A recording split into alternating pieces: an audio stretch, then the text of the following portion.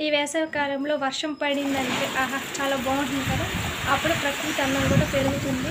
కాకపోతే ఈసారి వర్షం పడినప్పటికీ చాలామందికి చాలా గాయాలయ్యాయి. కొందరికి రేకులు విరిగి పడిపోయి చిన్న చిన్న గాయాలయ్యాయి. అలాగ అయిన వాళ్ళలో నాన్నకు కూడా రేకు పడి చాలా దెబ్బలు తగిలేశాయి. ముందు తగిలిన దెబ్బ పైన మరొకసారి దెబ్బ తగిలి చాలా బాధ పెట్టేసింది. మేము ఎంత ఫస్ట్ ట్రీట్మెంట్ చేస్తున్నప్పటికి కూడా బ్లడ్ అనేది అస్సలు ఆగలేదు, పోతానే ఉన్నింది. చాలా అంటే చాలా బాధ అనిపించింది.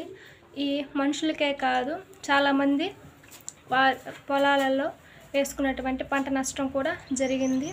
మరి మన పెరట్లో వచ్చేసి కొన్ని కనకాంబరం మొక్కలు అయితే అవి చూడడానికి అందహీనంగా తయారైపోయాయి. ఎలాగంటారా, వాటిపై మన్నంతా పడిపోయి మట్టి అంతా పడి ఆ మట్టిలో నుంచి పూలు చూడడానికి చాలా బాగాలేవు.